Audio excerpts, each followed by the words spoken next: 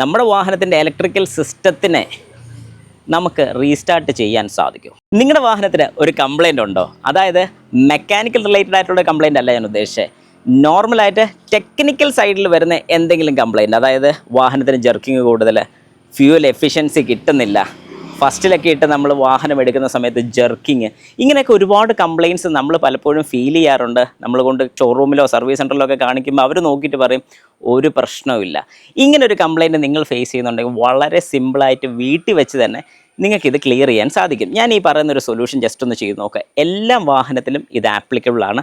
അതുപോലെ തന്നെ നിങ്ങളിത് ചെയ്യുന്ന സമയത്ത്, എല്ലാ വാഹനം എന്ന് പറയുമ്പോൾ കാർബറേറ്റർ വാഹനത്ത് ഉൾപ്പെടുത്തരുത്, ഈസിയമുള്ള വാഹനങ്ങൾ, അതായത് 2000-ന് ശേഷമുള്ള വാഹനങ്ങളിലെല്ലാം ഈ പറഞ്ഞൊരു കാര്യം പ്രാക്ടിക്കലായിട്ട് നിങ്ങൾക്ക് ചെയ്ത് നോക്കാൻ സാധിക്കും. അതിപ്പോൾ നിങ്ങളുടെ വാഹനത്തിന് കംപ്ലയിൻ്റ് ഇല്ലെങ്കിലും ഈ ഒരു പരിപാടി ചെയ്ത് കഴിഞ്ഞാൽ എന്തെങ്കിലും പ്രശ്നങ്ങളുണ്ടെങ്കിൽ അത് മാറി കിട്ടുന്നതായിരിക്കും. അപ്പോൾ നമുക്ക് ഏതായാലും സംഗതി നോക്കിയാലോ. ഹായ് നമസ്കാരം, ഞാൻ Rakesh M G at explore എന്ന് പറഞ്ഞൊരു ചാനലിലേക്ക് എല്ലാവർക്കും സ്വാഗതം.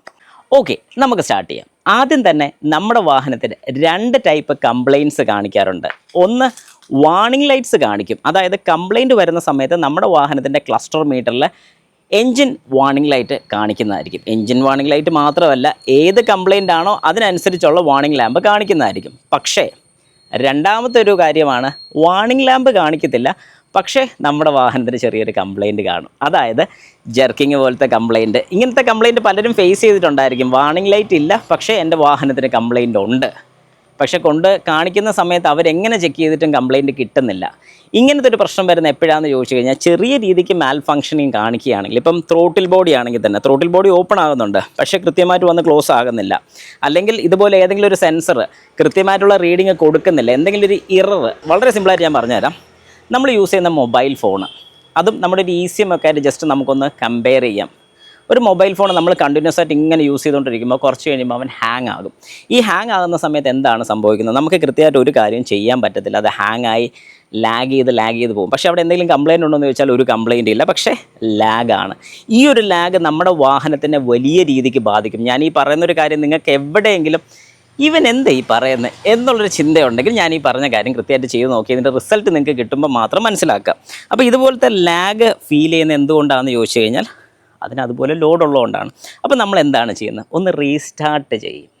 അതായത് നമ്മുടെ മൊബൈൽ ഫോൺസിനെ നമ്മളൊന്ന് റീസ്റ്റാർട്ട് ചെയ്യും. വാഹനത്തിനെ, അഥവാ നമ്മുടെ വാഹനത്തിൻ്റെ ഇലക്ട്രിക്കൽ സിസ്റ്റത്തിനെ നമുക്ക് റീസ്റ്റാർട്ട് ചെയ്യാൻ സാധിക്കും.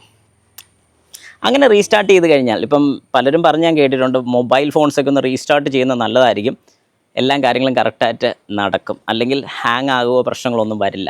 എന്നാൽ നമ്മുടെ വാഹനത്തിൻ്റെ അല്ലെങ്കിൽ എൻജിൻ റിലേറ്റഡ് ആയിട്ട് ECU റീസ്റ്റാർട്ട് ചെയ്യാനുള്ള ഓപ്ഷനുണ്ടോ? സിമ്പിളായിട്ടുണ്ടത്, നമുക്ക് ചെയ്യാൻ സാധിക്കും. വാ, ഞാൻ കാണിച്ചു തരാം.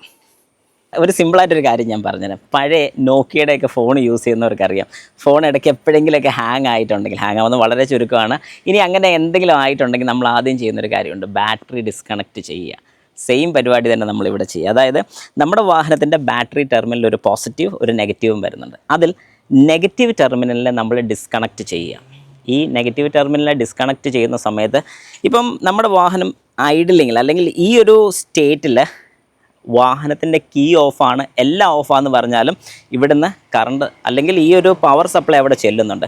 ഈ ഒരു പവർ സപ്ലൈ നമ്മൾ പൂർണ്ണമായിട്ട് സ്റ്റോപ്പ് ചെയ്യുകയാണ്. അതിന് നമ്മുടെ വാഹനത്തിൻ്റെ നെഗറ്റീവ് ടെർമിനൽ ഡിസ്കണക്റ്റ് ചെയ്ത് വിടുക. അങ്ങനെ നെഗറ്റീവ് ടെർമിനൽ ഡിസ്കണക്റ്റ് ചെയ്ത് വിട്ടതിന് ശേഷം ഏകദേശം ഒരു 2 തൊട്ട് 3 മിനിറ്റ് കഴിഞ്ഞതിന് ശേഷം ഒന്നുകൂടെ കണക്റ്റ് ചെയ്യുക.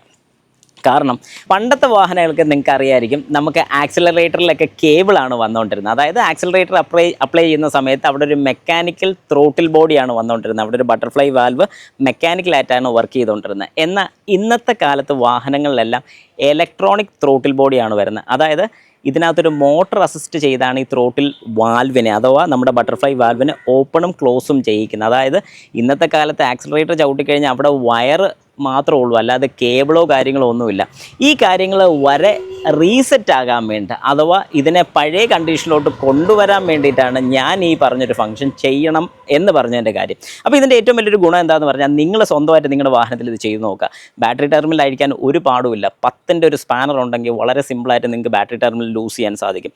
അങ്ങനെ ബാറ്ററി ടെർമിനൽ ലൂസ് ചെയ്ത് ഫിറ്റ് ചെയ്യുക. പിന്നെ ഇത് ചെയ്യുന്ന സമയത്ത് നിങ്ങൾ മസ്റ്റായിട്ടും അറിഞ്ഞിരിക്കേണ്ട ഒരു കാര്യം എന്താണെന്ന് ചോദിച്ചു കഴിഞ്ഞാൽ, നെഗറ്റീവ് ഊരുന്ന സമയത്ത് നിങ്ങളുടെ വാഹനത്തിൽ അഡീഷണൽ ആയിട്ട് സബ് ഊഫറും അല്ലെങ്കിൽ ഭയങ്കര കൂടിയ ഓഡിയോ സിസ്റ്റംസ് ഒക്കെ ഫിറ്റ് ചെയ്തിട്ടുണ്ടെങ്കിൽ അത് റീസെറ്റായി പോയി കഴിഞ്ഞാൽ കുഴപ്പമുണ്ടോ എന്നുള്ളത് നിങ്ങൾ ഫിറ്റ് ചെയ്ത സ്ഥലത്തൊന്ന് വിളിച്ച് ചോദിക്കുക.